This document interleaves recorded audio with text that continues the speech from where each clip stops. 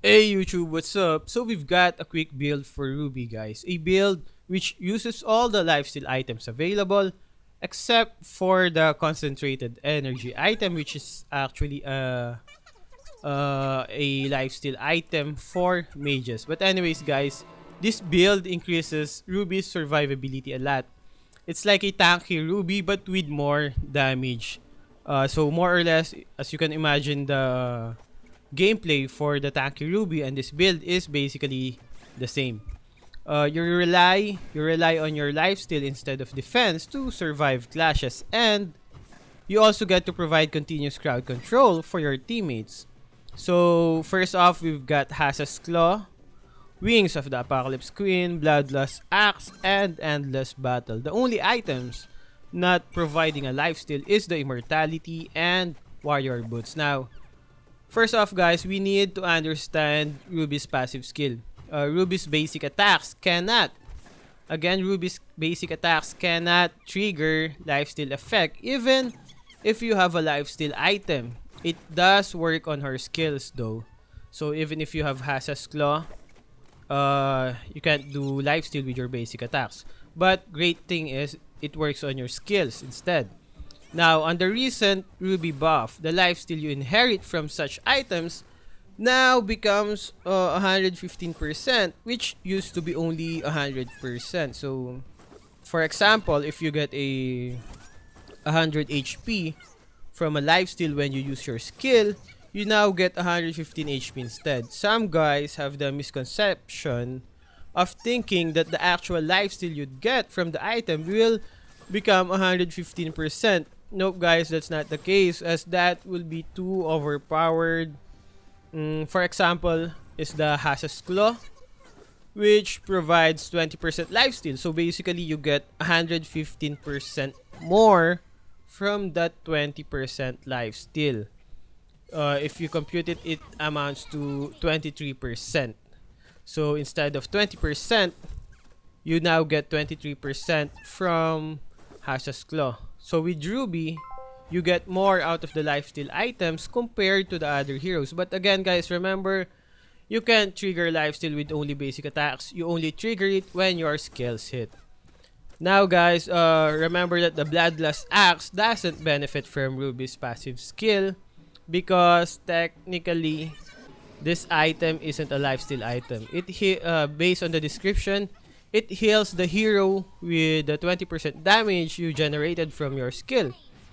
So yeah, basically it's not a lifesteal, but it's still a great item for Ruby to have since it provides the 20% heal every time her skills hit, as well as provide plus 70 physical attack and that 10% cooldown reduction, which Ruby really needs. Now, some guys I know and even played in the rank with, some guys use 3 to 4 endless battle items for Ruby, since the lifesteal you get from this item doesn't come from the unique passive but rather just the basic stat. This lets you abuse that 15% lifesteal over and over. So if you got 2 endless battle, you get 30% lifesteal. If you got 4, you get 60% lifesteal. Unlike with Hasa's Claw, wherein even if you get 5, you still end up with only 20% lifesteal.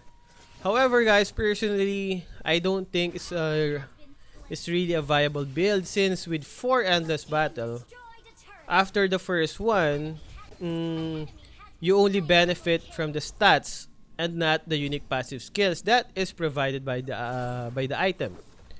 The unique passive of Endless Battle is that it provides an additional 70% physical attack as true damage and increases your speed by 15% when you use a skill. Now, even if you buy 4 Endless Battle, the number from the unique passive skill will remain the same. So even if you've got 4, you still get 70 physical attack and 15% movement speed. Although the basic stats do stack up, but not the unique passive. And I think that's just a big waste of an item guys. It would be better to go buy different lifesteal items instead and benefit from all of the unique passive those items provide. And all of this, all of the lifesteal items actually works well with Ruby. Immortality, Warrior Boots, and Wings of the Apocalypse Queen gives you just the right amount of defense to prevent you from getting killed by a burst damage hero. I mean, all your lifesteal will be useless if you die too quickly. Therefore, we really need those defense. And Wings of the Apocalypse Queen is a great way to get both defense and lifesteal. Now, I won't go through each of the item stats since you guys already know what they do. I'll just point out the factors why they work great for your build. And you can fill up your HP real fast with the 4 different lifesteal items you have on your arsenal. So, with Immortality, even if you die and resurrect, you have a chance to quickly fill up your HP with just a few hits from your skills. Now, this works really well. But unless, of course, if you're already completely surrounded and you're alone, then no matter how many lifesteal you have, you die, man. And that's it, guys. I think that's it. Do enjoy the rest of the video. Comment down below what you think of this build. Thanks.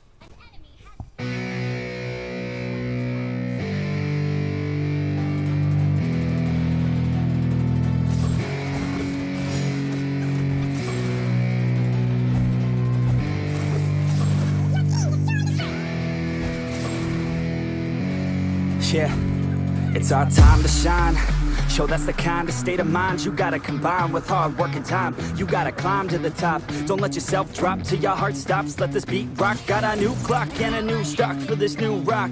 Just let your mind loose from the new stock. Drunk off the goose, thinking that I'm too pop. Getting caught with a few thoughts cause I'm too lost. Off the speakers can't even handle me. Giving what I got, nobody's gonna drain my energy. And I will never stop, I'm motivated by enemies. Setting up shop so everybody remember me. And no, I am not going through life regretfully. I'd rather work non-stop, what they call incessantly, than want some more jobs just to live life pleasantly. Already got lost in my mind, not a fantasy. I'm getting ill-gotten souls, so stop, drop, and roll. You lost all control and pop.